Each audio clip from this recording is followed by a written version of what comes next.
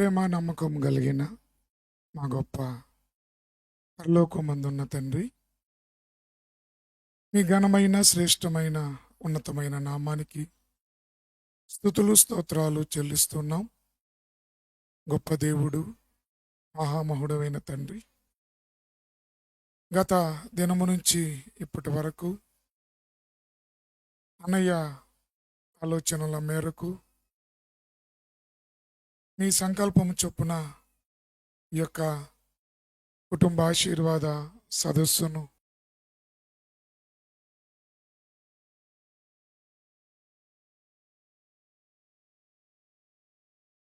మీ మాటలు వినాలని మేమంతా ఆశగా ఎదురు చూస్తూ ఉండగా, తండ్రి, మానవ మాతృడను మట్టి మనిషిని మీ మాటలు వివరించడానికి శక్తి సామర్థ్యాలు లేనటువంటి వాడిని, అయోగ్యుడను, ఎన్నిక లేని వాడను మీ పక్షాన నిలబడుతూ ఉండగా మీ ఆత్మ సహాయాన్ని దయచేయమని, నాకు చేరువచ్చిన అందరి కుటుంబాలకు సరిదిద్దుకునే విధముగా మీ మాటలు వినిపింపచేయమని, ముందున్న సమయాన్ని, అంశాన్ని మీ చేతులకు అప్పగిస్తూ యేసుక్రీస్తు నామములో అడిగి వేడుకొని బ్రతమాలి ప్రార్థిస్తూ ఉన్నాను తండ్రి, ఆమేన్. ప్రియులారా, మీ అందరికీ యేసుక్రీస్తు నామమున శుభములు, వందనములు తెలియజేస్తున్నా. వేదిక మీద ఉన్న దైవ సేవకులకు, అలాగే నెక్స్ట్ జనరేషన్ మినిస్ట్రీస్ అధినేత అయిన సునీల్ అన్నయ్య గారికి, వారి కుటుంబానికి కూడా నా వందనాలు తెలియజేస్తున్నా. ప్రియులారా, గత సంవత్సరం ఈ యొక్క స్థలములో నేను ఒక అంశాన్ని మీతో పంచుకోవడం జరిగింది. అదేంటంటే, దేవుని సంకల్పంలో కుటుంబాన్ని కట్టుకొనుట ఎట్లు అన్నది. ఈ సంవత్సరం దేవుడు అన్నయ్య ద్వారా ఇచ్చిన అవకాశాన్ని బట్టి అలా దేవుని సంకల్పంలో కట్టుకున్న కుటుంబంలో వచ్చేటువంటి కొన్ని సమస్యలు, వాటి యొక్క పరిష్కారాలు గురించి మనం ధ్యానించే ప్రయత్నం చేద్దాం. ప్రియులారా,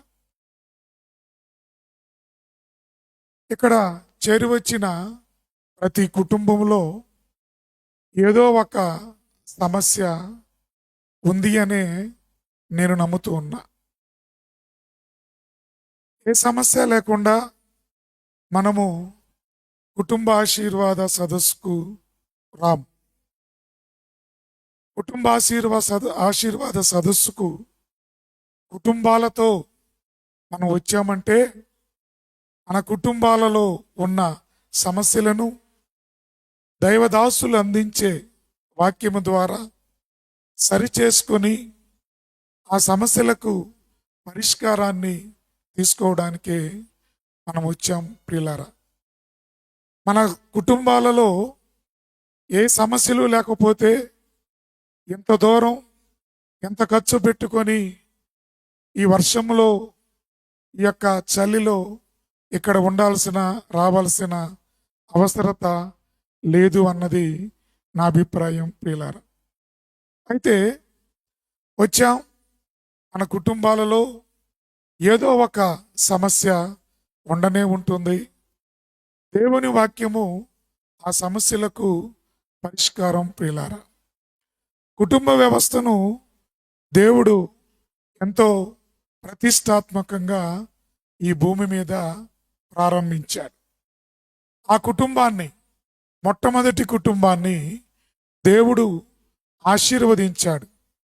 మీరు ఫలించండి, అభివృద్ధి పొందండి, విస్తరించి భూమిని నిండించండి, ఈ భూమిని యాలమని దేవుడు చెప్పాడు. పిల్లారా, అయితే అనతి కాలంలోనే అపవాది ఆ ప్రారంభ కుటుంబ ప్రవేశములో తాను ప్రవేశించి ఆ కుటుంబంలో సమస్య భార్య ద్వారా ఏర్పాటు చేసి ఆ కుటుంబాన్ని అపవాది చిన్నాభిన్నం చేసినట్లుగా మనందరికీ తెలుసు ప్రియులారా.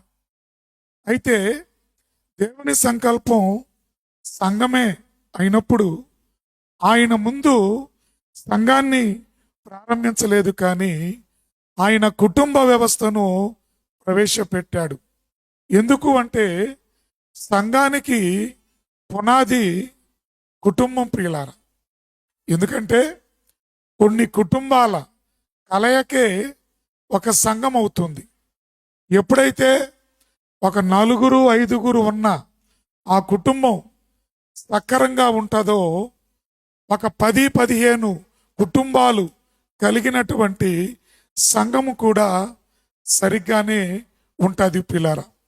ఎప్పుడైతే కుటుంబ వ్యవస్థ డిస్టర్బ్ అవుతుందో, ఎప్పుడైతే కుటుంబము సమస్యలతో నిండిపోతూ ఉందో, ఆ తరువాత ఆ సమస్యలతో కూడిన కుటుంబాలు కలసిన సంఘము కూడా పిల్లరా అదిగో సమస్యలలోకి వెళ్ళిపోతుంది పిల్లరా. దేవుని యొక్క సంకల్పం భవిష్యత్తు ఏంటంటే సంఘం.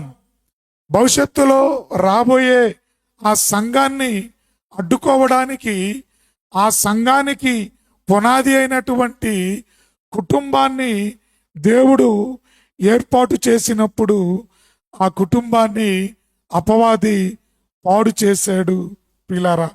అయితే అలా అపవాది ప్రవేశముతో పాడైపోయిన ఆ కుటుంబాన్ని దేవుడు తిరిగి కట్టి ఆ కుటుంబాలను సంఘముగా ఏర్పాటు చేయడానికి దేవుడు తన కుమారుడైన యేసుక్రీస్తును ఈ లోకానికి పంపించి తన కుమారుణ్ణి శిలువ మీద చంపుకొని ఆ పాడైపోయిన కుటుంబాలను కట్టడానికి, ఆ సంఘాన్ని ఆయన తిరిగి కాపాడుకోవడానికి యేసుక్రీస్తు ఈ లోకానికి రావలసి వచ్చింది.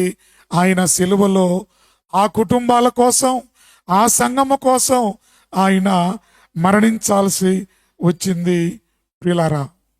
గమనిస్తే నేడు ఏ కుటుంబాలు కూడా సంతోషంగా లేవు ప్రియులారా. ఏ కుటుంబాలు కూడా సమాధానంగా లేవు ప్రియులారా. ఏ కుటుంబంలో నెమ్మది లేకుండా ఉంటుంది ప్రియులారా. ఒకప్పుడు కుటుంబాల పరిస్థితి వేరు. కుటుంబాలలో నెమ్మది, సంతోషము, సమాధానము ఉండేది. కానీ రాను రాను కుటుంబ వ్యవస్థ బలహీనపడి ఆ కుటుంబ విలువలు పడిపోయి ప్రియులారా కుటుంబము చాలా దిగజారి పోతూ ఉంది అన్నది నిజం ప్రియులారా. ఒకప్పుడు పెళ్ళి అయిన తర్వాత విడాకులు అన్న సమస్య ఉండేది కాదు ప్రియులారా. ఇప్పుడు విడాకులు ఎక్కువైపోయినాయి. వివాహాలు ఎంత వేగంగా జరుగుతున్నాయో విడాకులు కూడా అంతే వేగంగా జరుగుతూ ఉన్నాయి ప్రియులారా. ఈ రోజుల్లో పెళ్ళి అయ్యి 1 సంవత్సరం కలిసి ఉన్నారు, ఏ గొడవలు లేకుండా, ఏ ఇబ్బందులు లేకుండా అంటే అది గొప్పగా చెప్పుకోవలసిన పరిస్థితి అయిపోయింది. పెళ్ళైన నెలలకే 2 నెలలు, 3 నెలలు, సుమారు సంవత్సరానికే ఎన్నో సమస్యలు వచ్చి అలా వారు విడిపోతూ ఉన్నారు పిల్లరా. అయితే దేవుడు ఆ యొక్క కుటుంబ వ్యవస్థను ప్రారంభించి దాన్ని ఎంతో పటిష్టంగా ఆయన నిర్మాణం చేశాడు పిల్లరా. మా కుటుంబంలో సమస్య లేదు అన్నవారు బహుశా ఇక్కడ లేరనే నేను అనుకుంటూ ఉన్నా. ఎందుకంటే ప్రతి కుటుంబంలో ఏదో ఒక సమస్య ఉండనే ఉంది. నేను అనుకుంటున్నా సమస్య లేని కుటుంబం ఈ భూమి మీదనే బహుశా లేదేమో. ప్రతి కుటుంబంలో ఏదో ఒక సమస్య ఉండనే ఉంటుంది. ఒకవేళ ఎక్కడో ఒక దగ్గర ఏ సమస్యలు లేని కుటుంబం ఉంది అంటే అది ఖచ్చితంగా దేవుని కుటుంబం అయి ఉంటుంది. అది ఒక విశ్వాసి కుటుంబం అయి ఉంటుంది. దేవుని కొరకు బ్రతికే కుటుంబం అయి ఉంటుంది ప్రియులారా. ఎందుకు ఏ సమస్య లేకుండా కుటుంబం ఉండదు అంటున్నానంటే, దేవుని యొక్క హస్తాలతో పాప స్వభావము లేకుండా చేయబడిన ఆ కుటుంబం, ఆదాము హవ్వలు దేవునితో సహవాసము కలిగి దేవునితో సాన్నిహిత్యంగా ఉంటూ ఆ కుటుంబంలోనే అపవాది సమస్యలను పెట్టాడు అంటే, ఆ తరువాత పుట్టుకొస్తున్న మనుషులందరూ, ఆ తర్వాత వచ్చిన కోట్ల కొలది కుటుంబాలన్నీ పాప స్వభావముతో పుడుతున్న మనుషుల ద్వారా ఏర్పడిన కుటుంబాలే కదా. కాబట్టి ఆ మొదటి కుటుంబంలోనే సమస్యలు వచ్చినప్పుడు, ఆ తరువాత పాప స్వభావముతో పుట్టి వివాహ వ్యవస్థలోనికి ప్రవేశించి ఎవరి సమస్యలు వారికి ఉండగా వారు జత చేయబడిన తరువాత, వారు కుటుంబముగా ఏర్పడిన తరువాత వారికి సమస్యలు రావు అంటే అది అతిశయోక్తి. ఎందుకంటే ఈ కుటుంబాలుగా ఏర్పడేది ఎవరు అంటే, అదిగో పాప స్వభావముతో పుట్టినటువంటి వారు. అలా స్వభావముతో పుట్టినటువంటి వారు, పాప శరీరాకారముతో పుట్టినటువంటి వారు కలిసి జీవిస్తూ ఉన్నప్పుడు సమస్యలు లేకుండా ఎలా ఉంటాయి? భార్యాభర్తలుగా అయ్యేవారు వారు వివిధమైన కుటుంబాలలో నుంచి, వివిధమైన సంస్కృత లేక వారి పద్ధతుల్లో నుంచి వారు పెరిగి ఆ కుటుంబ వ్యవస్థలోనికి వచ్చిన వారు ఖచ్చితంగా వారికి సమస్యలు అనేవి వస్తూ ఉంటాయి పిల్లారా. ఒక ఆయన అన్నాడు, two imperfect people coming together expecting perfection is the foolishness అన్నాడు. అంటే ఒక ఇద్దరు అసంపూర్ణమైన వ్యక్తులు, స్త్రీ పురుషులు కలిసి వారిలో పర్ఫెక్షన్ని, సంపూర్ణతను, ఏ సమస్య లేకుండా ఉండేదాన్ని ఎక్స్పెక్ట్ చేయడము అది అవివేకము అంటూ ఉన్నాడు పిల్లారా. నిజమే, ప్రతి కుటుంబంలో ఏదో ఒక సమస్య ఉంటూ ఉంది పిల్లారా. ఆదాము హవ్వలు మొదలుకొని ఇప్పటి వరకు ఎన్నో కుటుంబాలు వచ్చాయి. ఆ కుటుంబాలన్నిటిలో ఏదో ఒక సమస్యతో బాధపడుతూ ఇబ్బంది పడుతూనే ఉన్నారు పిల్లారా. అయితే దేవుని వాక్యం ఆ సమస్యలకు పరిష్కారాన్ని ఇవ్వబోతూ ఉంది పిల్లారా. ఈ ప్రపంచంలో మొట్టమొదటి సమస్య లేదా మొట్టమొదటి కుటుంబ సమస్య ఏది అని మనం చెప్పుకోగలిగితే ఆదాము హవ్వల కుటుంబములో ఏర్పడిన సమస్య పిల్లారా. ఇంతకీ ఆ కుటుంబంలో సమస్య ఎందుకు వచ్చింది? దేవుడు ఏర్పాటు చేసిన కుటుంబము కదా.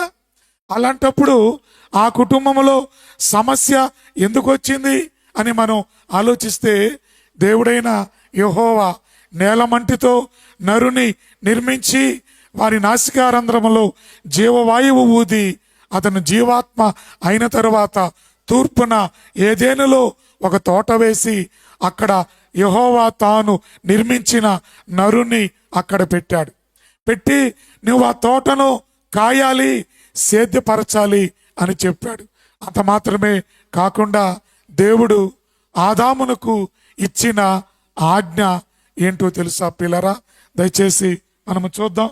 దేవుడు ఆదామునకు ఇచ్చినటువంటి ఆజ్ఞ ఆదికాండము 2వ అధ్యాయము 15వ వచనాన్ని మనం దయచేసి చదవగలిగితే, మరియు దేవుడైన యెహోవా నరుని తీసుకొని ఏదైనా తోటలో సేద్యపరచుటకును దాని కాచుటకును దానిలో ఉంచెను. మరియు దేవుడైన యెహోవా ఆజ్ఞ ఇస్తున్నాడు. తాను నిర్మించిన ఆదామునకు దేవుడు బాధ్యతలు అప్పగించిన తరువాత ఆయన ఒక ఆజ్ఞనిస్తున్నాడు. చదవండి.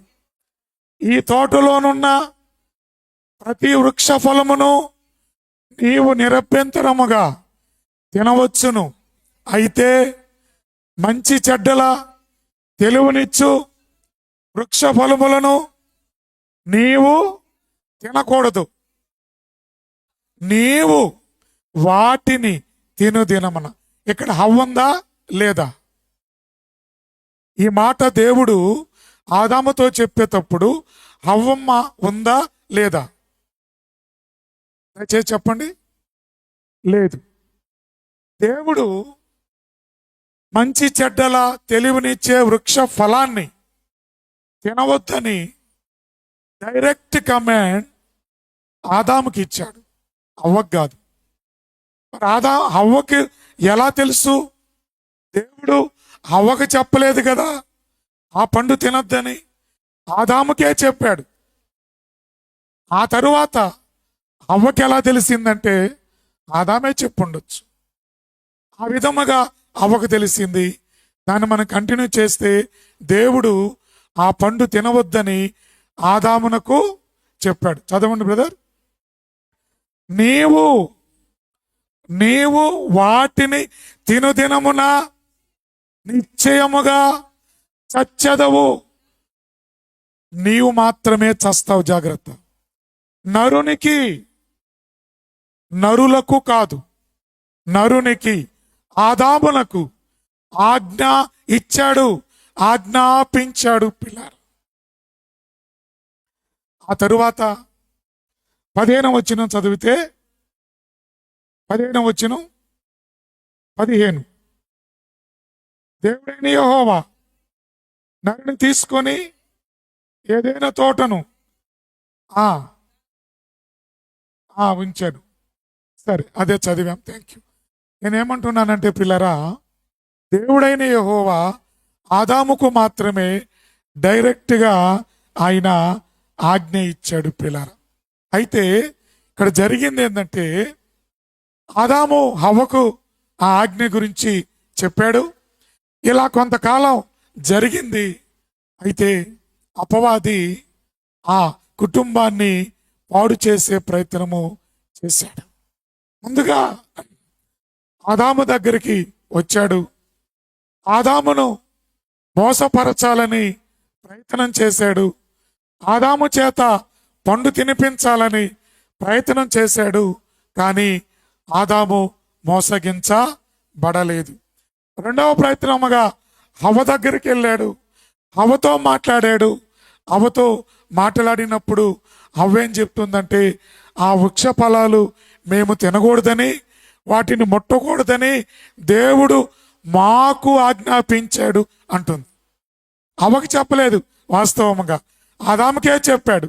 మాకు ఆజ్ఞాపించాడు అని హవ్వ చెప్పినప్పుడు, మీరు చావనే చావరు, మీరు దాన్ని తింటే దేవతల వలె ఉంటారు అని మాయ మాటలు హవ్వకు చెప్పినప్పుడు హవ్వ సాతాను మాటలకు లోబడింది ప్రియులారా.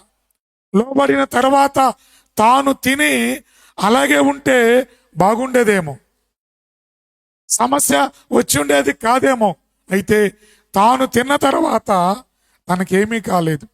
తాను తిన్న తర్వాత తను అలాగే ఉంది. ఎప్పుడైతే ఆ పండు ఆదాముకిచ్చిందో ఆదాము తిన్నాడు పిల్లరా. తిన్న తర్వాత అప్పుడు వారిద్దరూ దిగంబరులైనారు.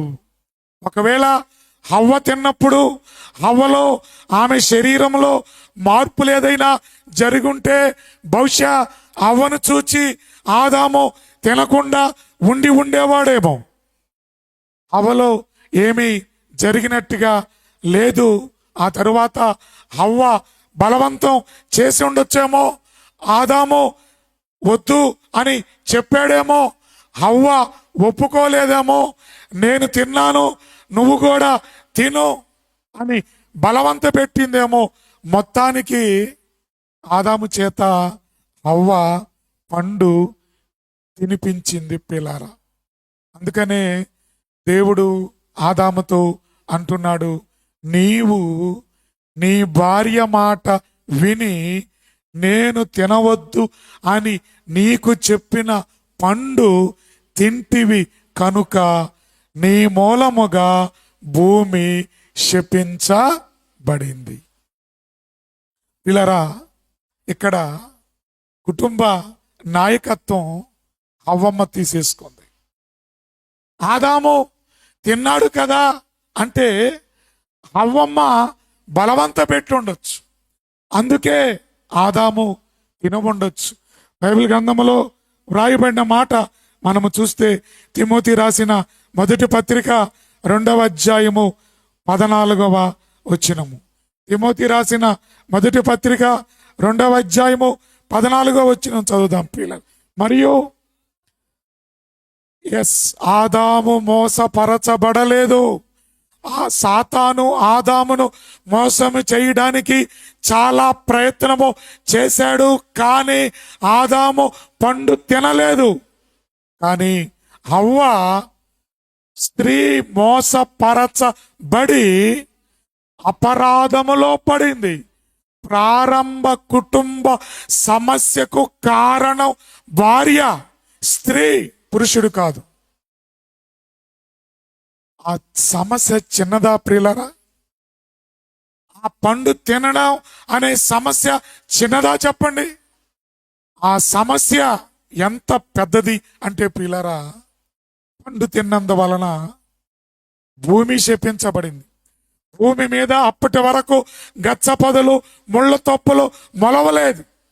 అప్పటి వరకు ఆహారాన్ని వండి లేదా పండించి వండి తినవలసిన అవసరత లేని ఆదాము హవ్వలు ఆ శాపము కారణాన పంటను పండించి వండి తినవలసి వచ్చింది. హవ్వమ్మకు ప్రసవ వేదన హెచ్చించాడు. భూమి శపించబడింది. జంతువు సర్పము శపించబడింది. అపవాది శపించబడ్డాడు. హవ్వ శపించబడింది. ఆదాము శపించబడ్డాడు. ఒక్క స్త్రీ వలన, అవిధేయత వలన, తిన్న పండు వలన వారి కుటుంబం దేవునికి దూరమై, దేవుని సహవాసానికి దూరమై, ఏదైనా తోట నుండి వెళ్ళగొట్టబడి ఆ తరువాత బయటకు వచ్చి మరణము లేని వారికి మరణాన్ని తెచ్చుకున్నారు. అంతేనా? మన జీవితాల్లో కూడా మరణాన్ని తెచ్చింది వారే కదా. వారి మూలముగా మరణము లేని మనకు మరణాన్ని తెచ్చారు. నిశ్చయముగా చచ్చెదవు అని దేవుడు చెప్పాడు. పిల్లరా, ఆత్మీయముగా చచ్చారు. చావంటే తెలియని వారికి చావు పరిచయం అయింది. ఏడుపు అంటే తెలియని వారికి ఏడుపు పరిచయం అయింది. చెమట అంటే తెలియని వారికి చెమట. బాధలు, కష్టాలు, కన్నీళ్లు, వ్యాధులు, ఇవన్నీ ఆ అవ్వ చేసిన పనికి, ఆ సమస్య వలననే వారికి మాత్రమే కాదు, యావత్ ప్రపంచానికి వాటన్నిటినీ సంక్రమించేటట్టుగా చేశారు. ప్రియులారా, పురుషుడు మోసగించబడలేదు, స్త్రీ మోసగించబడి అపరాధములో పడింది. 2వ కొరింథీ రాసిన పత్రిక 11వ అధ్యాయము 3వ వచనం. ప్రియులారా, 2వ కొరింథీ రాసిన పత్రిక 11వ అధ్యాయము 3వ వచనం. సర్పము తన కుయుక్తి చేత హవ్వను మోసపరిచింది. సర్పము తన కుయుక్తి ఉపయోగించింది. అంటే ఆదాము దగ్గర తన కుయుక్తి ఉపయోగించలేదా అంటే ఎస్, ఉపయోగించింది. ఆదాము పడలేదు, లోబడలేదు. హవ్వ కుయుక్తికి పడిపోయింది. పిల్లారా, ఈ ప్రపంచంలో మొట్టమొదటి కుటుంబ సమస్య ఏంటో తెలుసా? ఆజ్ఞాతిక్రమం. హవ్వ. దానికి పరిష్కారం ఏంటో తెలుసా? యేసుక్రీస్తు తన రక్తాన్ని కార్చవలసి వచ్చింది. ప్రియులారా, దేవుడు తన కుమారుణ్ణి శిలువ మీద చంపుకోవలసి వచ్చింది. దానికి పరిష్కారం అదే. మరణాన్ని తెచ్చుకున్న వారికి యేసుక్రీస్తు పాప శరీరాకారముతో పుట్టి మరణ భయము నుండి అందరినీ విడిపించడానికి ఆయన మరణించి 3వ దినమున తిరిగి లేచి, ఓ మరణమా నీ ముల్లెక్కడ, ఓ మరణమా నీ విజయం ఎక్కడ అని చెప్పి పాపపు ముల్లును విరచి ఆయన సిలువలో మరణించాల్సి వచ్చింది. పిల్లరా, అది చిన్న సమస్య చెప్పండి? హవ్వమ్మ చేసిన ఆ యొక్క పొరపాటు నేడు కుటుంబాలలో ఎన్నో. ప్రియులారా, దేవుడు అంటున్నాడు 3వ అధ్యాయము 11వ వచనముతో ఆదాముతో అంటున్నాడు. చూడండి, 3వ అధ్యాయం 11వ వచనముతో, అందుకు ఆయన, నీవు దిగంబరువని నీకు తెలిపిన వాడెవడు? నీకు తినకూడదని నేను నీకు ఆజ్ఞాపించిన వృక్ష ఫలములు తిన్నావా అని అడిగాను. అందుకాదాము, నాతో ఉండుటకు నీవు నాకిచ్చిన ఈ స్త్రీయే ఆ వృక్ష ఫలములు కొని నాకియగా నేను తింటిని. 17వ వచనం, 17, ఆదాముతో, నీవు నీ భార్య మాట విని తినవద్దని నేను నీకు ఆజ్ఞాపించిన వృక్ష ఫలములు తింటివి గనుక నీ నిమిత్తం నేల శపించబడింది. పిల్లరా, ఈరోజు మనకు ఈ శాపం, స్త్రీలకు ప్రసవ వేదన హెచ్చించడానికి కారణం, చెమటోడ్చి కష్టపడి పని చేసుకొని పంట పండించి వండుకొని తినడానికి కారణం, ఈనాడు మన కుటుంబాలలో సమస్యలకు కారణం ఆ హవ్వమ్మ. అయితే ప్రియులారా, హవ్వమ్మను నేను నిందించడం కాదు, కానీ మొట్టమొదటి కుటుంబ సమస్య స్త్రీ వలన వచ్చింది అని చెప్పే ప్రయత్నం చేస్తున్నా. కుటుంబంలో నాయకత్వము పురుషుడే చేయాలి. ప్రియులారా, ఎప్పుడైతే కుటుంబ నాయకత్వాన్ని స్త్రీ తన చేతుల్లోకి తీసుకుంటుందో అప్పుడే సమస్యలు ప్రారంభమవుతాయి. బైబిల్ గ్రంథంలో ఎన్నో కుటుంబాలు స్త్రీ నాయకత్వం వలన సమస్యలు ఎన్నో వచ్చినట్లుగా మనం చూడగలం. అయితే ఒక్క మాట, హవ్వమ్మకు క్షమాపణ లేదు, హవ్వమ్మకు మరో అవకాశం లేదు. ఏదో ఆశించి ఏదో అయిపోతామని తొందరపడి పండు తిని తన భర్తకి ఇచ్చింది. ఆ తరువాత ఆ పండు తినిన వల్ల వచ్చే భయంకరమైన శాపాలు, పరిణామాలు బహుశా హవ్వమ్మ ఊహించి ఉండకపోవచ్చు. కానీ నేడు మనకు బైబిల్ ఉంది, బోధకులు ఉన్నారు, సంఘాలు ఉన్నాయి, కుటుంబ ఆశీర్వాద సదస్సులు జరుగుతున్నాయి, మనకు క్షమాపణ ఉంది, కృపాకాలంలో మనమున్నాం. అయినా ఈనాడు కుటుంబాలలో స్త్రీ పురుషులు చేసిన తప్పులు మళ్ళీ మళ్ళీ మళ్ళీ చేయట్లేదా? అవ్వమ్మ ఒక్కసారి చేస్తే అవ్వమ్మను నిందిస్తూ ఉన్నాం. మన కుటుంబాలలో ఎన్నో సమస్యలకు కారణం భార్యాభర్తలైన మనము కాదా ప్రియులరా? అయితే మన కుటుంబాల దగ్గరకు వస్తే మన కుటుంబాలలో కొన్ని సమస్యలకు కారణాలు, మన కుటుంబాలలో కొన్ని సమస్యలకు కారణాలు ఏంటి అనగా, నెంబర్ 1, కొన్ని సమస్యలకు ఆ కుటుంబంలో భార్య కారణమవుతుంది, మరికొన్ని సమస్యలకు భర్త కారణమవుతాడు, మరికొన్ని సమస్యలకు పిల్లలు కారణమవుతారు, అలాగే అత్తామామలు కారణమవుతారు, బంధువులు కారణమవుతారు, ఇరుగు పొరుగు వారు కూడా మన కుటుంబాలలో సమస్యలకు వారు కారణమవుతారు ప్రియులారా. రెండవది, అపవాది మన కుటుంబాలలో కొన్ని సమస్యలను సృష్టిస్తాడు లేదా పుట్టిస్తాడు, కలుగ చేస్తాడు.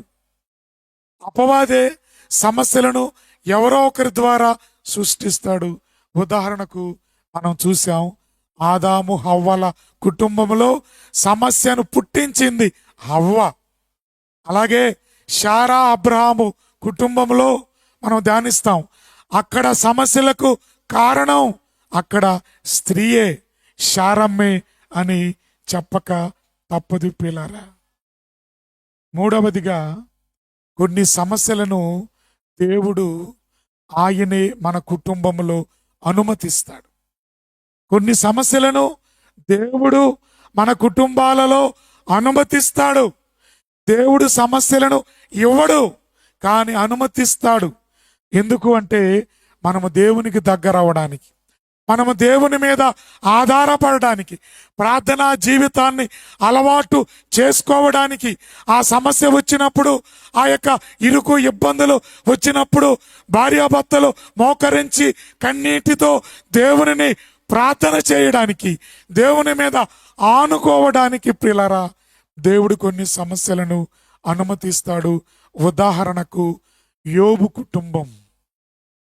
కుటుంబంలో అపవాది సమస్యలను సృష్టించగా దేవుడు కుటుంబంలో సమస్యలను అనుమతించాడు. అవి పరీక్షకు. కొన్ని సమస్యలు మన కుటుంబంలో మన విశ్వాసాన్ని పరీక్షించడానికి దేవుడు అనుమతిస్తాడు పిల్లారా. అలాంటప్పుడు వాక్యాన్ని మనం ముందు పెట్టుకొని మనము ముందుకు సాగిపోవాలి పిల్లారా. సమస్యలు ఎలా ఉంటాయంటే, ఒక రైల్వే స్టేషన్లో ఒక ట్రైను ప్లాట్ఫామ్ను విడిచి వెళ్ళిపోయిన తరువాత మళ్ళీ ఇంకొక ట్రైన్ వచ్చినట్టుగా మన కుటుంబంలో ఒక సమస్య, అమ్మయ్య తీరిపోయింది, దేవా నీకు వందనాలు అని చెప్పగానే ఇంకొక సమస్య కాసుకొని ఉంటుంది రావడానికి. ఈ యొక్క సమస్యలు కుటుంబంలో వస్తూనే ఉంటాయి పిల్లరా. మనం మరణించేంత వరకు ఏదో ఒక సమస్య కుటుంబంలో వస్తూనే ఉంటుంది. అయితే మన కుటుంబాలలో కొన్ని సమస్యలు ధ్యానించే ప్రయత్నం చేద్దాం. ఎలా ఉంటాయి సమస్యలు? మన కుటుంబాలలో కొన్ని సమస్యలు ఎలా ఉంటాయో మనము 1 by 1 ధ్యానించే ప్రయత్నం చేద్దాం. నెంబర్ 1, ఇన్లాస్ అంటే mother in law, father in law, son in law, daughter in law. In laws అంటారు కదా, అత్త మామలు, ఆడబిడ్డలు, అల్లుళ్ళు, కోడళ్ళు. వీళ్ళ వలన కుటుంబంలో సమస్యలు ఏర్పడతాయి.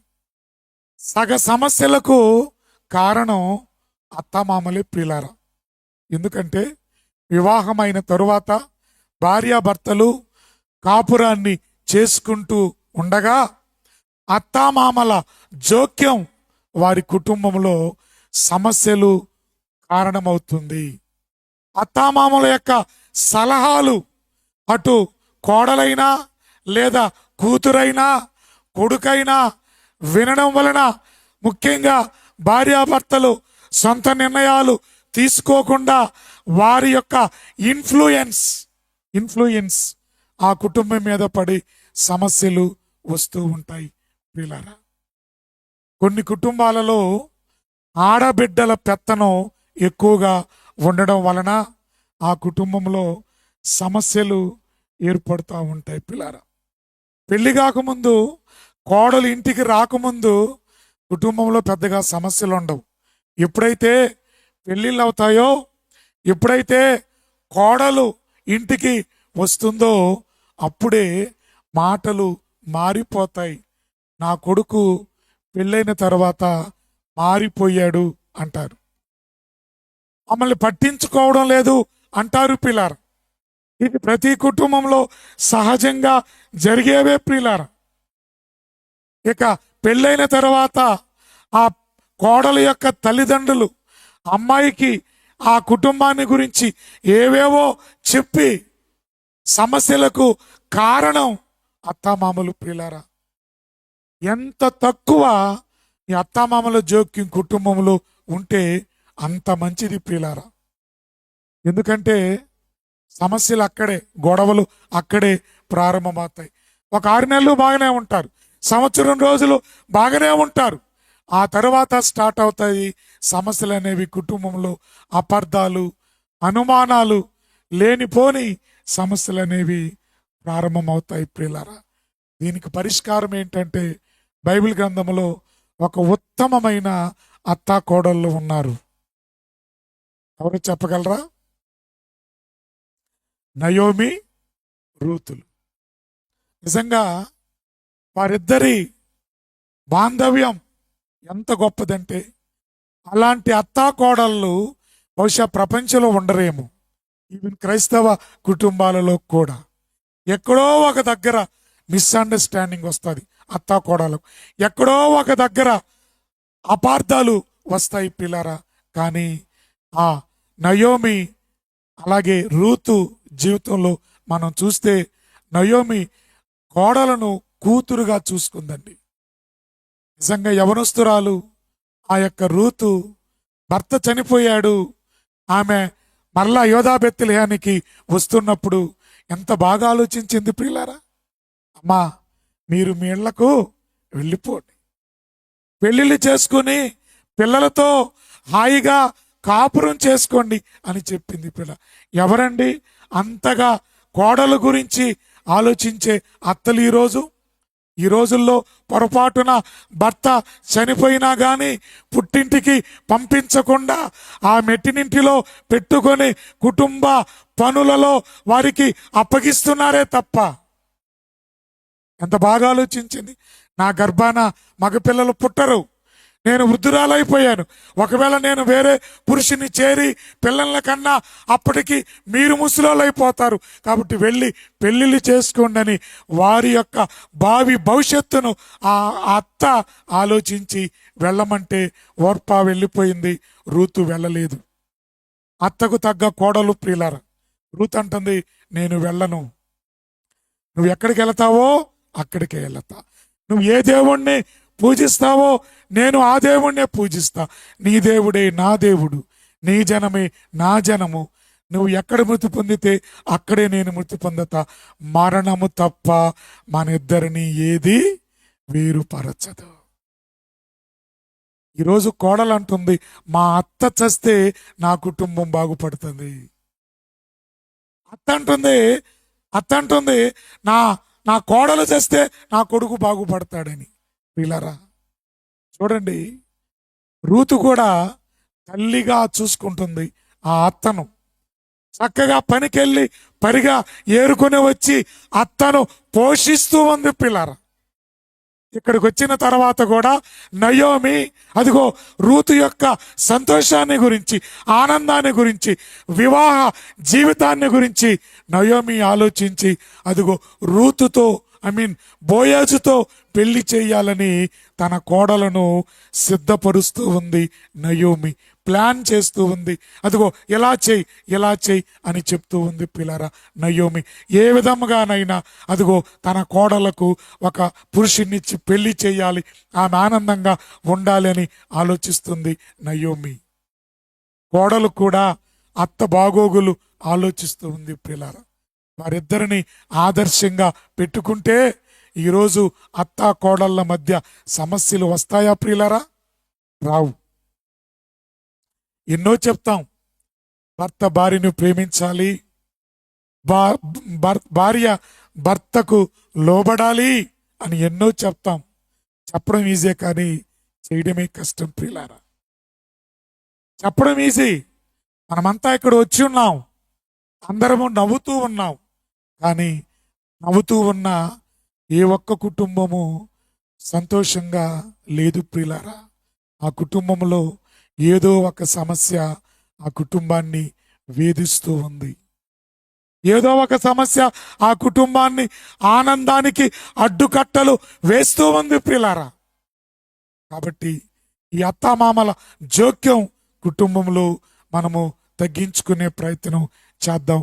ఇక రెండవ సమస్య మనము ఆలోచించగలిగితే ఇన్కమ్, ధనం, సంపాదన, ఉద్యోగాలు, కట్నాలు, కానుకలు, ఈ ఖర్చులు ప్రియులారా. ఇవన్నీ కుటుంబ జీవితంలో సమస్యలుగా మారిపోతూ ఉన్నాయి. కుటుంబ సమస్యలకు మరి ఒక కారణం డబ్బు, ధనం. పెళ్ళైన 5-6 సంవత్సరాల తర్వాత భర్త అంటాడు, నిన్ను కానీ నేను చేసుకోకుండా వేరే అమ్మాయిని చేసుకుంటే 10 లక్షలు కష్టం ఇచ్చి ఉండేవాళ్ళు అంటాడు. ఎప్పుడండి? 10 సంవత్సరాల తర్వాత. నిన్ను అనవసరంగా చేసుకున్నాను, నాకు 10 లక్షలు కట్నం ఇచ్చేవాళ్ళు వస్తా అన్నారు, వద్దని మంచిదానివని నిన్ను చేసుకున్నా అని ఎప్పటికో అంటారు. అప్పటికి పిల్లలు కూడా పుట్టేసి ఉంటారు. ఆ మాట అవసరమా ప్రియులారా? అనడం లేదా కొన్ని కుటుంబాలలో ఆ మాటలు? మళ్ళా ఏమంటారు తెలుసా? ఏం తెచ్చావు నువ్వు మీ ఇంటి దగ్గర నుంచి? ఏం తెచ్చావు? బంగారు తెచ్చావా? ఏదన్నా అవసరమైతే ఇంటికెళ్ళి డబ్బులు తీసుకురాపో అని భార్యని పంపిస్తారు. భార్య పుట్టింటికి వెళ్ళి, నానా మా ఆయన ఇది అడుగుతున్నాడు, ఇస్తేనే గాని నేను పోను అని ఆవిడంటది. పిల్లరా, ఏదో గుండెల మీద కుంపటి తీర్చేసుకున్నాను, పెళ్లి చేశాను, నా బాధ్యత తీరిపోయింది అని అనుకున్న ఆ తండ్రికి ఆ యొక్క కూతురు మళ్ళా గుదిబండగా తయారవుతుంది ఆ భర్త వలన. డబ్బు డబ్బు కుటుంబంలో సమస్య అవుతుంది పిల్లారా. అప్పటి వరకు ఎంతో అన్యోన్యంగా ఉన్నటువంటి అన్నదమ్ముల మధ్య వివాహము అయిన తరువాత, భార్యలు వచ్చిన తరువాత ఈ భార్యలు భర్తలకు ఎక్క చెప్తారు, నీకెంత ఇచ్చాడు మీ అమ్మా నాన్నలు, మీ తమ్ముడికి ఎంత ఇచ్చారు, మీ అన్నకి ఎంత ఇచ్చారు, ఏమి నీకు తక్కువ ఇచ్చారు, అతనికి ఏమి ఎక్కువ ఇచ్చారు, అంతా తీసుకెళ్ళి మీ అక్కకు పెడుతుంది, మీ చెల్లికి పెడుతుంది, ఏమి కూతురికి పెడుతున్నారు, మీకు పెట్టరా అని భార్యలు భర్తలకు ఎక్క చెప్పి, భర్తలు కూడా ఆదాము మాదిరిగా భార్యల మాటలు విని అన్నదమ్ముల మధ్య వేరైపోయి, ఎంతో అన్యోన్యంగా పెళ్లికి ముందు ఉన్న అన్నదమ్ములు పెళ్ళైన తర్వాత భార్యల కారణాన్న మాటలు ఆడుకోకుండా నెలలు సంవత్సరాలు వేరైపోయి ఆస్తి దగ్గర గొడవలు తగాదాలు వచ్చి వేరైపోయిన కుటుంబాలు లేవా? కుటుంబ సమస్యలకు కారణం ధనము కాదా ప్రియులారా? ధనము కాదా? ఇక భార్యాభర్తలు ఉద్యోగాలు చేస్తే నీ జీతం ఎంత, నా జీతం ఎంత? ఇక్కడ కూడా సమస్య.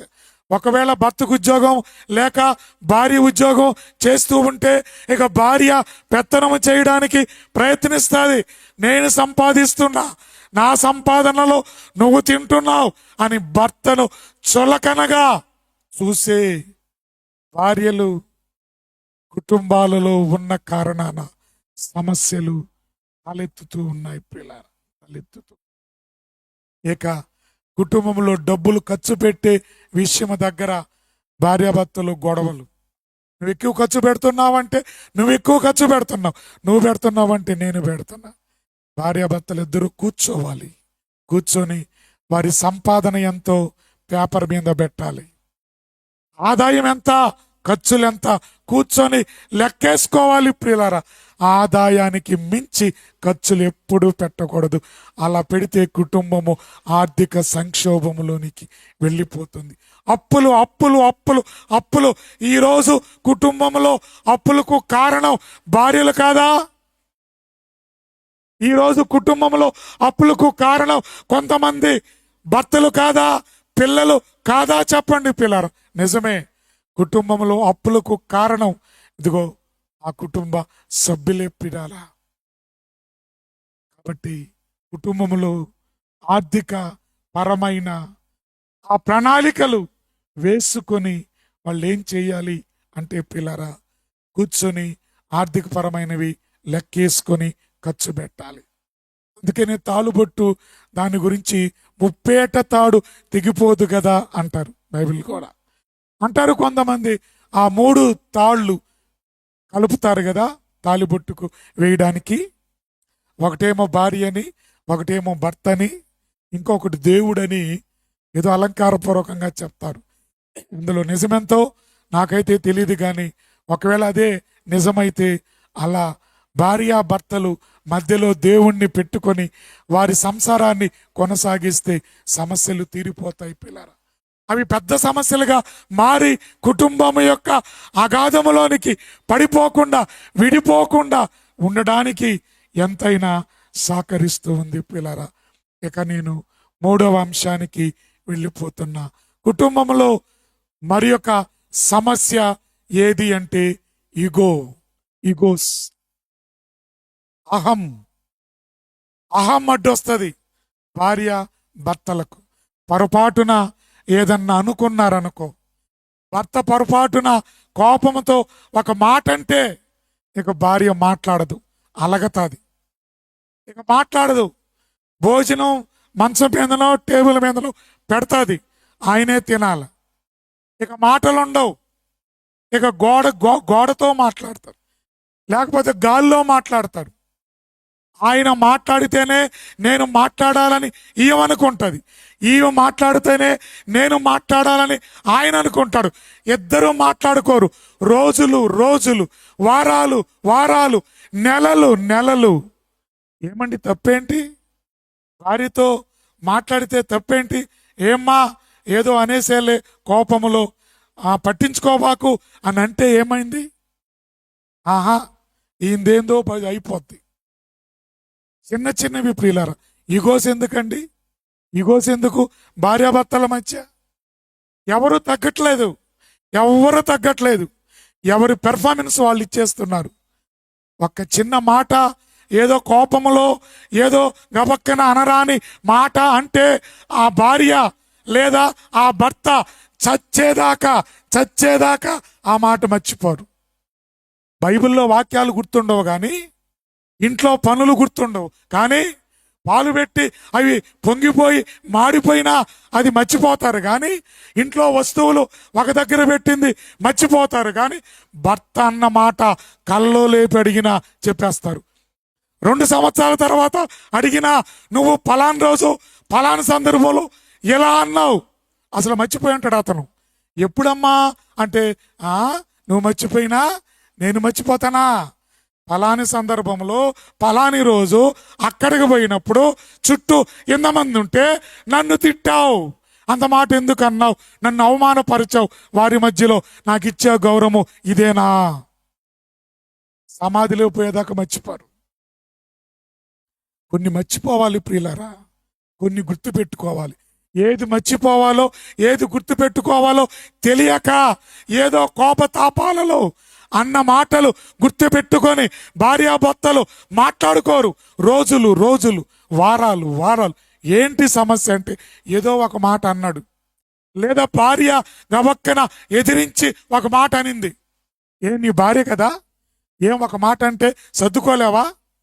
నువ్వు పెద్ద రాజాతి రాజువా? ఏందండి మీ ఇద్దరు ఒక్కటి కాదా? ఒక మాట చెప్పనివ్వండి, అసలు సమస్యలు ఎందుకు వస్తాయి తెలుసా? మీరు వేరు అనుకుంటే సమస్యలు వస్తాయి. మీరిద్దరూ ఒక్కటే అనుకుంటే సమస్యలు రావు. మీరు ఒక్కటే అనుకోవట్లా, నేను వేరు నువ్వు వేరు అనుకుంటున్నావు. నువ్వు ఇట్టన్నావు అలా అనుకున్నప్పుడే ఈ సమస్యలు వస్తాయి ప్రియులారా. ఒక ఉదాహరణ చెప్తాను మీకు. అడవిలో ఒక జంతువు ఉంటుంది. ఆ స్క్రీన్ మీద ఈ పక్క ఉందో చూడండి. ఒక జంతువు చాలా స్మార్ట్గా ఉంది, చక్కగా స్మూత్గా ఉంది, నున్నగా ఉంది, పచ్చికలో చూడముచ్చటగా ఎత్తుకునే విధంగా ఆ జంతువు ఉంది. ఆ జంతువు పేరు చెప్పడం నాకు ఇష్టం లేదు, చెప్పి మనల్ని మనమే కించపరుచుకోవడం నాకు ఇష్టం లేక ఆ పేరు నేను చెప్పట్లేదు. అది మీకు అర్థమైపోద్ది. భార్యాభర్తలు అలా ఉంటారు.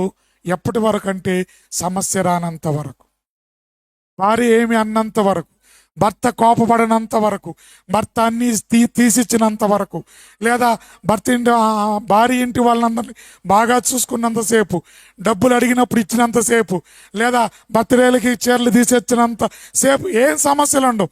బాగా అలాగే ఉంటుంది. స్మూత్గా, స్మార్ట్గా, ముచ్చటగా బాగుంటారు భార్యాభర్తలు. ఎప్పుడైతే సమస్య వస్తుందో, ఎప్పుడైతే ఒక సంఘటన వస్తుందో, ఏదన్నా మాట్లాడుకుంటే ఏదైనా ఇబ్బంది వచ్చినప్పుడు వెంటనే అప్పటి వరకు ముడుచుకున్న ఆ భయంకరమైన విషపూరితమైన ముళ్ళులు విచ్చుకుంటాయి పిల్లరా. చూడండి ఎలా విచ్చుకుందో. ఈ పక్క అదే, ఆ పక్క ఉన్న జంతువే ఈ పక్క. అక్కడ దానికున్న విషపూరితమైన ముళ్ళులు ముడుచుకుంది. ఎందుకంటే అప్పుడే సమస్య లేదు, హ్యాపీగా జాలీగా భార్యాభర్తలు ఉన్నారు. ఎప్పుడైతే ఒక క్లిష్ట పరిస్థితి వచ్చిందో, ఏదైనా సంఘటన ఏర్పడిందో, ఏదైనా ఒక సిచ్యువేషన్ వచ్చిందో, అప్పుడు భార్య అసలు స్వరూపం పక్కనుండేది. ఆ ముళ్ళతో ఉందే అది. భర్త అసలు స్వరూపం అదే. అప్పటి వరకు ఆ ముళ్ళు ముడుచుకొని ఉంటాయి. ఎప్పుడైతే సమస్య వచ్చిందో, ఇబ్బంది వచ్చిందో, అప్పుడు ఆ యొక్క ముళ్ళు విచ్చుకుంటాయి. ఆ యొక్క ముళ్ళు విచ్చుకున్నప్పుడు శత్రువు అయిన జంతువుకు ఏదైనా అపాయం వచ్చినప్పుడు ఆ ముళ్ళు గుచ్చుకుంటాయి. ఆ ముళ్ళల్లో విషపూరితమైన ద్రవ పదార్థం ఉంటుంది.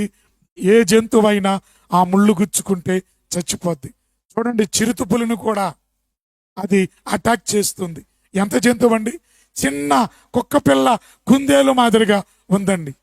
భార్యాభర్తలు అలాగే ఉంటారు సమస్య రానంత వరకు. సమస్య వచ్చినప్పుడు అప్పుడు వారి విశ్వరూపం అసలు స్వరూపం, వారి మెంటాలిటీ, వారి స్వభావం అప్పుడు బయటపడుతుందండి.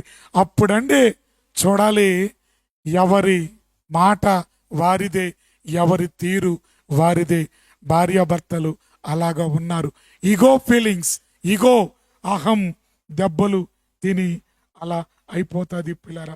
ఏమండి, నేను ఇలాంటి భార్యాభర్తలను ఒక మాట అంటాను. ఏమి అంటే, ఏ భార్య అయితే తన భర్తను క్షమించదో ఆ భార్య పాపాలు దేవుడు పూర్తిగా క్షమించలేదేమో. ఏ భర్త అయితే తన భార్యను చిన్న పొరపాటు చేస్తే క్షమించలేడో ఆ భర్త పాపాలు దేవుడు పూర్తిగా క్షమించలేదేమో. ఎందుకు అంటే, దేవుడు నా పాపాలు పూర్తిగా క్షమిస్తే నేను నా భార్య తప్పులు కూడా క్షమిస్తా. నేను క్షమించలేక పోతున్నాను అంటే అర్థమేంటో తెలుసా? దేవుడు నా పాపాలు పూర్తిగా, నా తప్పులు పూర్తిగా క్షమించలేదని నేనే చెప్పకనే చెప్తూ ఉన్నా. బైబిల్లో ఉంది కదా, ప్రేమ అనేక దోషములను ఏం చేస్తుంది? కప్పుతుంది. మనం ఏం చేస్తాం? దోషాలను ఎత్తి చూపిస్తాం. అది ప్రేమ కాదు, ద్వేషం, పగబట్టడం. ఏమండి, ఈ భార్యాభర్తలు లేక వీళ్ళు పగబడతారండి. పాములు కూడా చిన్నబోవాలి. పాములు పగబడతాయో లేదో నాకైతే తెలియదు, కానీ ఈ భార్యలు భర్తలు పగబట్టారంటే, పగబడ్డం అంటే ఏంది తెలుసా? ఒక మాట అంటే దానికోసం కాసుకో ఉంటారు. ఎప్పుడు సందర్భం వస్తుందా ఆ మాటను తిప్పి కొడదామా, దెబ్బకి దెబ్బ అంటారు చూసారా. నువ్వు అప్పుడు తన్నావు కదా, నేను ఇలాగే అంటాను. నువ్వు చేసావు కదా అంటే పంటికి పన్ను, కంటికి కన్ను. అంటే ధర్మశాస్త్రం కింద ఉన్నావా? నూతన నిబంధన కింద లేవా? ధర్మశాస్త్రము కింద ఉన్నావా నీవు? క్షమించే కృపాకాలంలో ఈ యొక్క నూతన నిబంధనలో నీవు లేవా? పిల్లరా, ఒక మాట చెప్పనివ్వండి. ఏ భర్త అయితే తన భార్యను క్షమించడో అతని పాపములు దేవుడు పూర్తిగా క్షమించలేదు. ఏ భార్య అయితే తన భర్తను క్షమించదో ఆ భార్య పాపాలు, తప్పులు దేవుడు క్షమించలేదేమో. అందుకోనేమో భర్త తప్పులు క్షమించలేకపోతుంది, భార్య తప్పులు క్షమించలేకపోతున్నారేమో. ప్రియులారా, వద్దు ప్రియులారా, వద్దు. ఎందుకండి మనకు ఈగో ఫీలింగ్స్? ప్రిస్టేజ్ ఎందుకు? చదువుకున్నాను, నేను ఉద్యోగం చేస్తున్నాను, అయితే ఏంటి? ఉద్యోగం చేస్తే ఏంటి? చదువుకుంటే ఏంటి? నీ భర్త, నీ భార్య, నీ కుటుంబం. ఎందుకు సమస్యలు? బయటవారు కాదు కదా. కొంతమంది భర్తలు భార్యలను బయటవారు మాదిరిగా ట్రీట్ చేస్తారు. కొంతమంది భార్యలు భర్తలను బయటవారు మాదిరిగా ట్రీట్ చేస్తారు. తనలో సగమని అనుకోవట్లేదు ప్రియులారా. అలా అనుకుంటే సమస్యలు పరిష్కరించబడతాయి. అలా అనుకోవట్లేదు ప్రియులారా. ఇక తర్వాత 4వ సమస్య ఏంటంటే కుటుంబంలో నాయకత్వ లోపం. కుటుంబంలో నాయకత్వ లోపం ప్రియులారా. నాయకత్వ లోపం వలన పాడైపోయిన కుటుంబాలు. మొట్టమొదటిసారిగా ఆదాము హవ్వల కుటుంబం. ఎవరి నాయకత్వం వలన పాడైపోయింది అంటే స్త్రీ నాయకత్వం వలన మొట్టమొదటి కుటుంబం సమస్యల్లోకి వెళ్ళింది. రెండవ కుటుంబం అబ్రహాము కుటుంబం. అబ్రహాము కుటుంబంలో సమస్యలకు కారణం శారా. దేవుడు వాగ్దానం చేశాడు పిల్లల్ని ఇస్తాను అని. అప్పటి వరకు శారా ఆగలేకపోయింది. తొందరపాటు తనముతో 76 సంవత్సరాలు కలిగిన శారా అబ్రాహాముతో అంటుంది, నాకు దేవుడు పిల్లల్ని ఇవ్వలేదు, నువ్వేం చేస్తావు?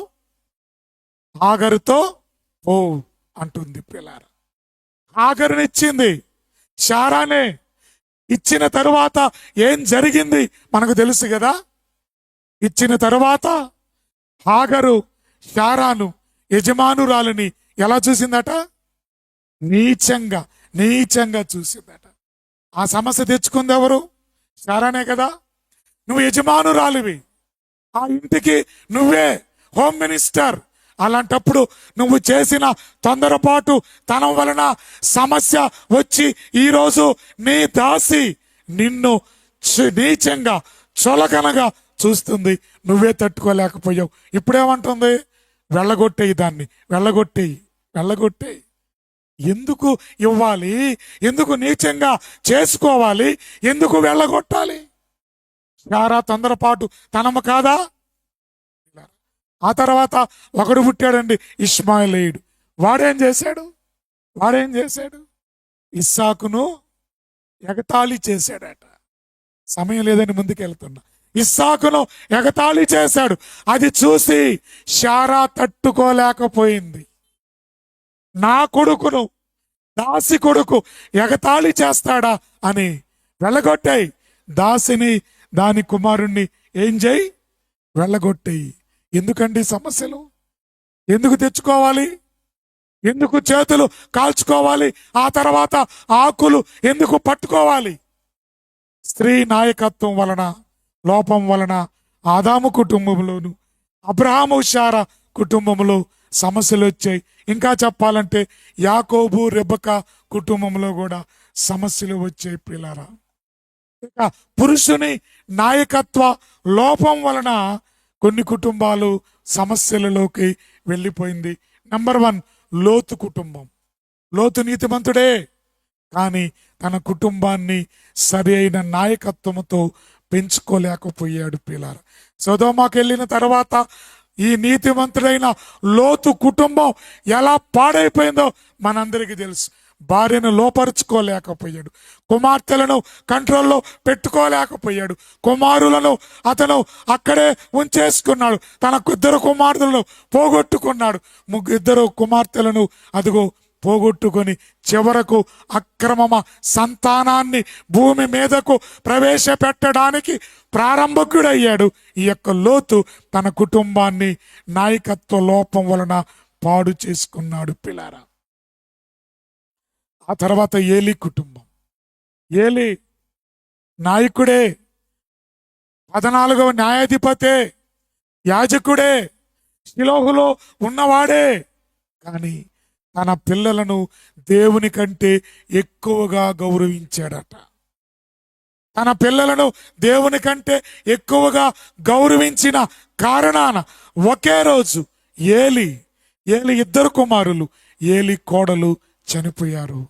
మందసం పట్టబడింది, ఫిలిస్తీన్లు తీసుకొని వెళ్ళిపోయారు అన్న వార్త ఈ కురు వృద్ధుడు, భారీ దేహస్థుడైన, దేహదారుఢ్యము కలిగిన ఏలీ అలాగే వెనక్కపడి మెడ విరిగి చనిపోయాడు. ఆ యుద్ధములో హొఫ్నీ ఫీనెహాసులు చనిపోయారు. ఆ మాట విని గర్భవతిగా ఉన్న ఏలీ కోడలు కూడా కుటుంబంలో చనిపోయింది. పిల్లరా, యజమానుడు 2 కుమారులు, కోడలు చనిపోయారు. ఏలీ తన కుటుంబాన్ని సరిగా నాయకత్వం చేసుకోలేకపోయాడు. పిల్లరా, ఆ తర్వాత మోషే కుటుంబం కూడా చెప్పుకోవచ్చు. తన కుమారునికి మోషే సున్నతి చేయించలేకపోయాడు. సిప్పోరా కాస్త ముందడిగేసి ఆదరణ నివారించింది. దేవుడు చంపజూస్తాడు మోషేను, ఎందుకంటే సున్నతి కలిగిన ప్రజల యొద్దకు సున్నతి లేని కుమారుణ్ణి తీసుకెళ్తున్నాడు మోషే. ఆ తర్వాత చూస్తే మోషే పిల్లలు ఎక్కడా మనకు కనిపించరు. దేవుని సేవలో వారు ఉన్నట్టుగా మనం చూడలేం. అహరోను పిల్లలైతే పరిచర్యలో ఉన్నట్టుగా మనం చూస్తాం. మోషే యెహోషువ లాంటి జాతీయ నాయకులు ఇజ్రాయేలీలకు చాలా గొప్పవారు పిల్లారా. మోషే నాయకుడే, సాత్వికుడే, నమ్మకస్తుడే. కానీ తన కుటుంబానికి సరైన నాయకత్వం చేసుకోలేకపోయాడేమో అని చెప్పవచ్చు ప్రియులారా. ఇక 5వ సమస్య ఏంటి అనగా ఎమోషన్స్. కుటుంబంలో ఎమోషన్స్ ప్రియులారా. ప్రేమానురాగాలు, కోపతాపాలు, అనుమానాలు. పెళ్ళైన ప్రారంభంలో బాగానే ఉంటారు, రాను రాను సమస్యలు మొదలవుతాయి. ప్రేమ తగ్గిపోయి అనుమానం పెరిగి, అనుమానంతో ఈరోజు చాలా కుటుంబాలు విడిపోతున్నాయి. భర్త ఏమో భార్య మీద అనుమానం వచ్చి, కొత్త అనుమానం వచ్చే భార్యను చంపేసిన సంఘటనలు మనం చూస్తున్నాం. ఇక భార్యలు భర్తలను అనుమానిస్తూ ఉంటారు. ఎక్కడికైనా వెళ్ళినప్పుడు ఆ భార్య కళ్ళంతా భర్త మీదనే ఉంటాయి ప్రియులారా. తన భర్తను ఎవరు చూస్తున్నారా, తన భర్త ఎవరితో మాట్లాడుతున్నాడా, తన భర్త ఎక్కడికి పోతున్నాడా, ఇదే పని, వేరే ఆలోచనే ఉండదు ప్రియులారా. హచ్చిడాగు మాదిరిగా ఈ భార్యలు అనుమానముతో భర్తలను వెంటాడుతూ లేనిపోని సమస్యలు వారు అనుమానాలకు తీసి, ఈ అనుమానాల వలన హత్యలు, అనుమానాల వలన ఆత్మహత్యలు కుటుంబంలో జరుగుతూ ఉన్నాయి పిల్లలు. చాలా ప్రమాదం ఈ అనుమానాలు. తర్వాత కోపతాపాలు పిల్లరా. కుటుంబంలో కోపాలు కూడా, భార్య తొందరగా కోపపడే తత్వం కలిగిన స్త్రీగా ఉండొచ్చు, భర్త తొందరగా కోప్పడే షార్ట్ టెంపర్గా ఉంటే ఉండొచ్చు. చెప్పలేం, తెలీదు. ఎవరు తొందరగా కోప్పడతారో, ఎవరు తొందరగా బాధపడతారో చెప్పలేం. కొంతమంది స్త్రీలు ఉంటారు, సంతోషం వచ్చినా పట్టలేము, బాధ వచ్చినా పట్టలేము వాళ్ళని. కొంతమంది పురుషులు ఉంటారు, అత్యుత్సాహాన్ని చూపిస్తూ ఉంటారు, షార్ట్ టెంపరు, త్వరగా కోపడతారు, తిడతారు. ఇవన్నీ అండర్స్టాండింగ్ చేసుకొని అనుసరిస్తూ పోతూ ఉండాలి. గబక్కన కోపపడినప్పుడు వెంటనే రియలైజ్ అయ్యి, ఏదో సర్దుకోలే అమ్మా, కోపడ్డాను, సర్దుకోండి, కోపపడ్డాను అనాలి ప్రియులారా. బైబిల్ గ్రంథంలో కోపపడుడి గాని పాపము చేయకుడి, ఎందుకంటే నరుని కోపము దేవుని నీతిని నెరవేర్చదు. మనం చూసాం కదా, ఒక భర్త భార్య 2 చేతులు కట్టేసి భయంకరంగా కొడుతున్నాడు. సోషల్ మీడియాలో మీరు చూస్తుంటారు. 2 చేతులు కట్టేసి ఒక కర్ర తీసుకొని భయంకరంగా కొడుతున్నాడు. వెనక నుంచి కాలుతో తన్నుతూ భయంకరంగా కొడుతున్నాడు. సోషల్ మీడియాలో వచ్చింది. చివరకు భర్తను పట్టుకున్నారు, వేరే విషయం. ఎందుకంటే అంత కక్ష భార్య మీద? ఏదైనా తప్పు చేసి ఉంటే ఏం చేయాలి, చెప్పుకోవాలి కదా. అసలు అర్థం కావట్లేదు ప్రియులారా. భార్య అంటే అది సంఘంతో పోల్చాడు దేవుడు, భర్త అంటే క్రీస్తుతో పోల్చాడు. ఆ పోలిక మనకు అర్థం కావట్లేదు. ఏదో భార్య భర్తలే పెళ్ళైపోయిందిలే అనుకుంటున్నాం. కాదు, బైబిల్ గ్రంథంలో వ్రాయబడిన మాట, పురుషుడైతే క్రీస్తు సంఘమును ప్రేమించినట్టు, అది ముడతైనా, మచ్చైనా, డాగైనా, ఎలాంటిదైనా ఒకవేళ ఉంటే వాక్యమనే ఉదక స్నానము చేయించి దానిని క్షమించి హక్కుని చేర్చుకోవాలి. అదయ్యా నీ భార్య. భార్య తప్పు చేస్తే చేయొచ్చు, కానీ ఏం చెయ్యాలి? ద్వేషిస్తావా? నాకొద్దు అని విడిచిపెడతావా? జత చేయబడిన వారు విడిపోకూడదు కదా. భార్యాభర్తల బంధం ఒక్కసారి ఏర్పడితే అది చచ్చేంత వరకు ఉండాలి. మరణము తప్ప వారిద్దరిని ఏ ఒక్కరూ వేరు చేయకూడదు, వారు కూడా వేరు కాకూడదు పిల్లరా. అంత పవిత్రమైనది వివాహ బంధం, దేవుడు ఏర్పాటు చేసిన బంధం పిల్లరా. చీటికి మాటికి ప్రతి దానికి నాకొద్దు, నువ్వు వెళ్ళిపో, నేను నీతో ఉండలేను, నీకు నాకు కుదరదు, విడిపోదాం. ఏంటిది? విడిపోవడానికి చేసుకుంది పిల్లరా. కోర్టులు ఉన్నాయి కదా, లాయర్లు ఉన్నారు కదా అని విడాకులు తీసుకుందామా పిల్లరా? క్రీస్తు సంఘాన్ని ఎలా ప్రేమించాడండి? ముడత, మచ్చ, డాగు ఉంటే ప్రేమించి దాన్ని హక్కును చేర్చుకున్నాడు. అలా ఎందుకు ప్రేమించలేకపోతున్నావు నీ భార్యను ఓ భర్త? స్త్రీ అయితే సంఘము క్రీస్తుకు లోబడినట్టుగా తన సొంత భర్తకు స్త్రీ లోబడాలి. ప్రియులారా, స్త్రీలు అంటారు, మేమే తక్కువ తిన్నామా, మేము కాల్లో నుంచి చేయలేదు మమ్మల్ని, అదిగో తల్లో నుంచి చేయలేదు, ప్రక్కటెముకలో నుంచి చేశాడు దేవుడు. అంటే మేము పురుషునితో సమానము, మేము విమానాలు దోలుతున్నాం, సముద్రాలు దాటుతున్నాం, అంతరిక్షంలోకి వెళుతున్నాం, అన్నిట్లో మేమున్నాం, ఉద్యోగాలు చేస్తున్నాం, అన్నీ మేమున్నాం, దెందులో తక్కువ మేము అని ఈరోజు స్త్రీలు అంటూ ఉన్నారు. మేము పురుషునితో సరిసమానమే అంటూ ఉన్నారు. ఒకవేళ అయితే అయ్యుండొచ్చు, మీకు సాటి అయిన సహకారులే మీరు, ఈక్వల్ కంపానియన్సే మీరు, కాదనడం లేదు. దేవుడు మీకు ఇచ్చిన ఆజ్ఞ ఏంటో తెలుసా? మీ స్వపురుషులకు లోబడి ఉండండి. మీరు సమానమే కాదనడం లేదు. మీరేం మా కాలు కింద ఉండాలని చెప్పట్లేదు, వంటింటి కుందేలు మాదిరిగా ఉండమని చెప్పట్లేదు. కానీ దేవుడు మీకంటూ ఇచ్చిన ఒక ఆజ్ఞ, మీ సొంత పురుషునికి అన్ని విషయములలో లోబడాలి. క్రీస్తు కూడా దేవునితో సమానముగా ఉండుట విడిచిపెట్టకూడని భాగ్యమని ఎంచుకోలేదు. క్రీస్తు కూడా దేవునితో సమానుడే. అయితే ఆయన ఏం చేశాడండి? దేవునికి లోబడ్డాడు, తన్ను తాను తగ్గించుకున్నాడు, దేవునికి లోబడ్డాడు. అలాగే స్త్రీలు కూడా చెయ్యాలి. ప్రియులారా, ఎమోషన్స్ని మనము కుటుంబంలో కంట్రోల్ చేసుకోవాలి. పిల్లల విషయంలో కూడా, కొట్టే విషయంలో కూడా తల్లిదండ్రులు ఎమోషన్కు లోనైపోతూ ఉంటారు. ప్రియులారా, ఇక 6వది కుటుంబంలో సమస్య ఏంటంటే పిల్లలు పుట్టకపోవడం ఒక సమస్య. కొన్ని కుటుంబాలలో ఈ సమస్య చాలా పెద్దది. ప్రియులారా, ఓపికతో దేవుణ్ణి ప్రార్థన చేయరు, దేవుడు ఇచ్చినప్పుడే తీసుకోరు. రాహేలు మాదిరిగా యాకోబు మీద పోయి నాకు బిడ్డనిస్తావా లేదా అని అడుగుతాడు. అప్పుడు యాకోబు ఏమన్నాడు? యాకోబు కోపము రాహేలు మీద రగులుకొని, నేనేమన్నా దేవునికి ప్రతిగా ఉన్నానా? బిడ్డల్ని ఇవ్వడానికి దేవుడు కదా ఇవ్వాలి అంటారు. కొన్ని కుటుంబాలలో పెళ్ళైన తర్వాత కోడలు పిల్లలు పుట్టరండి. అప్పుడు వాళ్ళు అంటారు, మా కొడుక్కి ఇంకో పెళ్లి చేస్తే బాగుండు, ఎందుకంటే పిల్లలు పుట్టలేదు.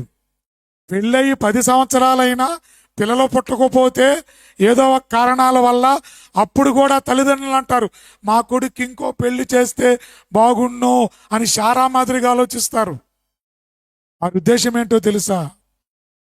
కోడల్లోనే ఏదో లోపం ఉన్నట్టు, కొడుకులో లోపం లేనట్టు. ఏం కొడుకులో కూడా లోపం ఉంటే ఉండవచ్చు కదా? ఏం కోడల్లోనే భార్యలోనే లోపం ఉందని ఎందుకు అనుకుంటున్నావు? కొడుక్కైతే వేరే పెళ్లి చేయాలి అంటారు, కానీ కోడలికి వేరే పెళ్లి చేద్దామంటారా? ఏమండి, పిల్ల పుట్టలేదు, కొడుక్కైతే వేరే పెళ్లి అంటారు, మరి కోడలికి అలా అనరు. ప్రియులారా, ఆలోచిద్దాం, ప్రార్థన చేద్దాం. ఈ సమస్య అబ్రహాము కుటుంబాన్ని 25 సంవత్సరాలు వేధించింది. పిల్లలు లేరు అన్న సమస్య అబ్రహాము శారా కుటుంబాన్ని 25 సంవత్సరాలు వేధించింది. ఇస్సాకు రెబకా కుటుంబాన్ని 20 సంవత్సరాలు ఈ సమస్య వేధించింది. పిల్లలు, చివరకు దేవుడు ఆ సమస్యకు పరిష్కారం ఇచ్చాడు. ప్రార్థన చేద్దాం దేవుని సన్నిధిలో. పిల్లల్ని ఎందుకు ఇవ్వడు? ఇస్తాడు దేవుడు. ఒకవేళ ఇవ్వకపోనివ్వండి, దేవుని సంకల్పంలో మీకు పిల్లలు దేవుడు ఇవ్వదలుచుకోలేదు, అలాగే ఉండిపోండి. ఎందుకు దానికి లేనిపోని మానవ ప్రయత్నాలు? ఎందుకు వెళ్ళాలి సరోగస్కి? ఎందుకు వెళ్ళాలి టెస్ట్ ట్యూబ్స్కి? దేవుడు ఇవ్వాలనుకుంటే ఖచ్చితంగా ఇస్తాడు. ప్రార్థన చేద్దాం. అంతకు మించి మరి యొక్క పరిష్కారము లేదు, మనకు పరిష్కారము లేదు. ఈ ఎల్కానా భార్య అన్న పిల్లలు లేని గొడ్డాలితనానికి ప్రార్థన ద్వారా పరిష్కారాన్ని పొందలేదా? అన్న పొందింది కదా. ఎలిజబెత్ జకర్యాలకు దేవుడు ఇచ్చాడు కదా బిడ్డను.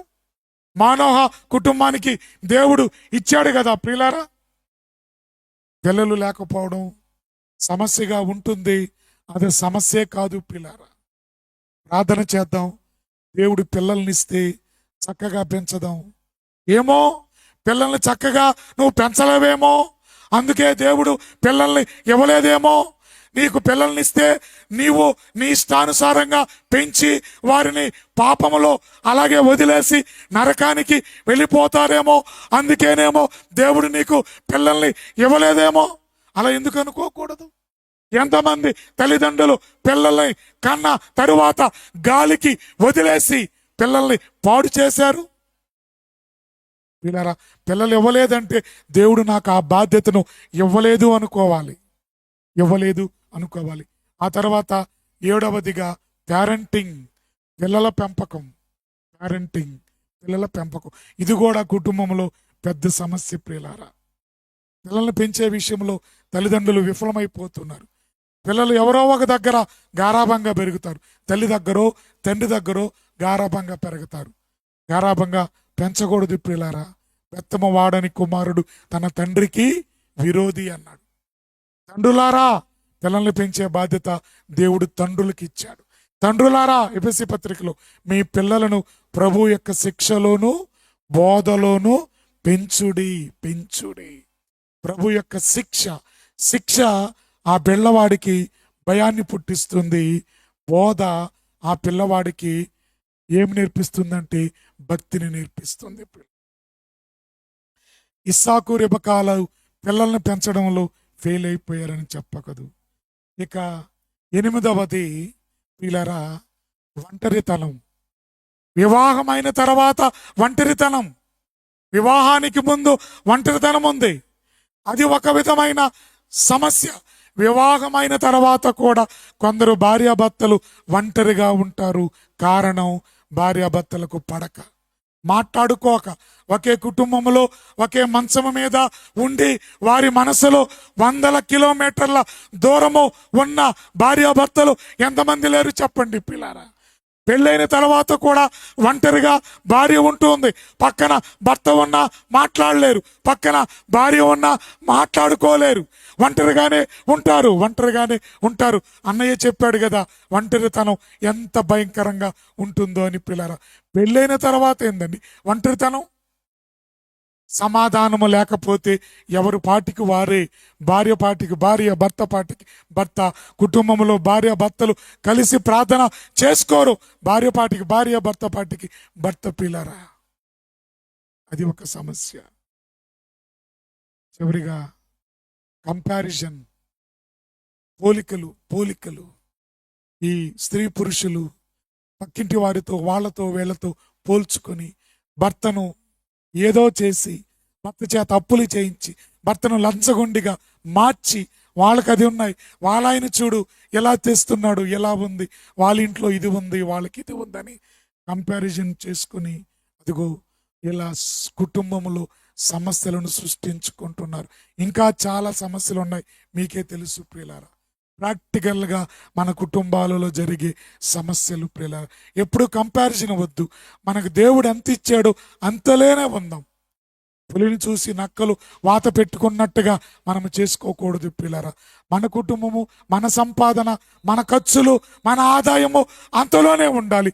వేరే వారితో కంపారిజన్ పోల్చుకొని అలా ఉండాలి, ఇలా ఉండాలి అంటే కుటుంబము అసమాధానముతో, అశాంతితో ఉండిపోతుంది ప్రియులారా, ఉండిపోతుంది. స్త్రీలు అణుకవ బుద్ధి కలిగి భర్తకు లోబడాలి. స్త్రీలు ఎముక. స్త్రీని దేవుడు ఏం చేశాడండి? దేంతో చేశాడు? ఎముక, పక్కటి ఎముక.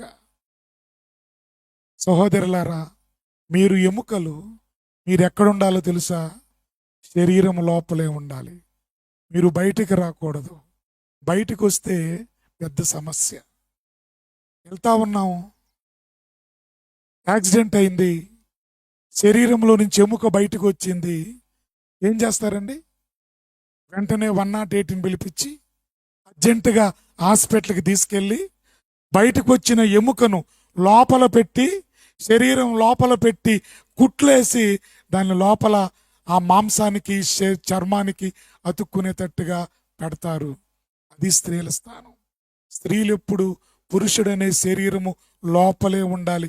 బయటకు వస్తాం మేము కూడా బయట కనబడాలా. ఎముకలు బయట కనబడకూడదు.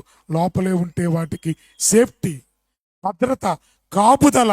మేము బయటకు వస్తామని ఎముకలు బయటకు వస్తే, ఎముక బయటకు వస్తే ఏం జరుగుతుందో మీ అందరికీ తెలుసు పిల్లరా. కాబట్టి కుటుంబంలో పురుషునికి మనము నాయకత్వపు లక్షణాలు ఇద్దాం. పురుషుని నాయకత్వములో కుటుంబాలు బాగుంటాయి. ఒక యెహోషువ కుటుంబం ప్రియులారా, పురుషుని నాయకత్వములో చక్కగా ఆయన పరిపాలించుకున్నాడు. ఒక పక్క యుద్ధాలు, ఒక పక్క నాయకత్వం, ఒక పక్క ఇవన్నీ చేస్తూ యెహోషువ అంటున్నాడు, నేనును నా ఇంటి వారును యెహోవాను సేవించదు.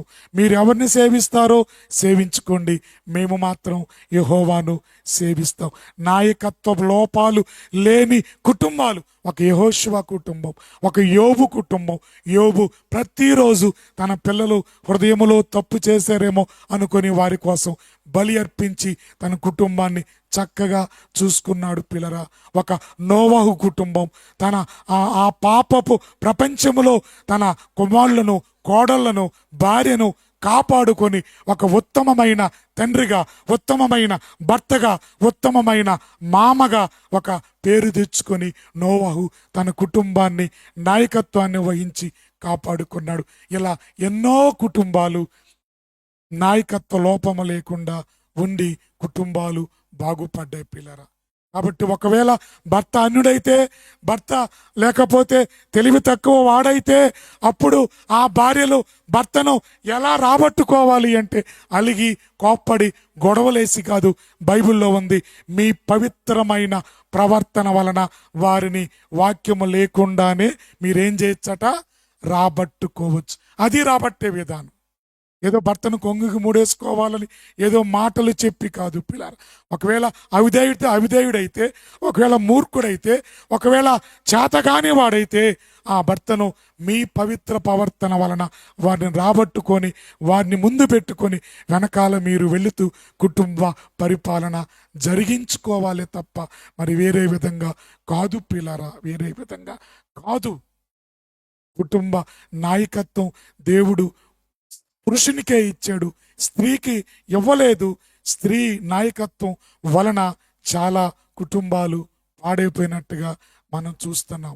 కాబట్టి మన కుటుంబంలో సమస్యలు వస్తూ ఉన్నాయి, వాటిని మనం ప్రార్థన చేసుకొని, ఒకవేళ భర్త చనిపోతే అప్పుడు భార్య తప్పని పరిస్థితుల్లో ఆ కుటుంబ నాయకత్వ బాధ్యతను తీసుకోవాలి.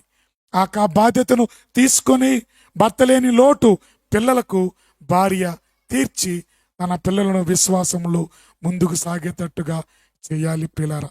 నేను ముగిస్తున్న సమయం అయిపోయింది. ఈ సమస్యలన్నీ మన కుటుంబంలో ఉన్నవే. ప్రార్థనాపూర్వకంగా స్త్రీ పురుషులు ముందుకు సాగి కుటుంబంలో సమస్యలను పరిష్కరించుకొని పోవాలని మనవి చేస్తే ఇంతటితో ముగిస్తూ ఉన్న ప్రార్థన చేసుకుందాం. ప్రేమ కలిగిన మా తండ్రి, కృప కలిగిన నాన్న, మీ పాదాలకు వందనాలు. మా కుటుంబంలో ఎన్నో సమస్యలు, వాటికి పరిష్కారాలు మాకు ఆదర్శంగా తండ్రి ఎన్నో కుటుంబాలను మీరు దైవ గ్రంథంలో రాయించారు. ఆ కుటుంబాలను మేము ఆదర్శంగా పెట్టుకొని మా కుటుంబ సమస్యలను మేము పరిష్కరించుకొని విశ్వాస జీవితంలో ముందుకు సాగే భాగ్యాన్ని దయచేయమని, చేరి వచ్చిన ప్రతి బిడ్డను దీవించమని, విన్న మాటలు వ్యర్థముగా పోకుండా అందరి హృదయాలలో ఫలించినట్లుగా కృప చూపించమని కొద్ది విన్నపములు మా రక్షకుడు మీ ప్రియకుమారుడు యేసుక్రీస్తు వారి పరిశుద్ధమైన నామములు అడిగి వేడుకొని బ్రతిమాలి ప్రార్థిస్తూ ఉన్నాను తండ్రి, ఆమేన్. తండ్రి అయిన దేవుని ప్రేమ, కుమారుడైన యేసు ప్రభువారి కృప, పరిశుద్ధాత్మ సహవాసము చేరి ఉన్న మనకు సకల పరిశుద్ధులకును తోడయ్యండి నడిపించును గాక. ఆమేన్. అందరికీ వందనాలు. Thank you.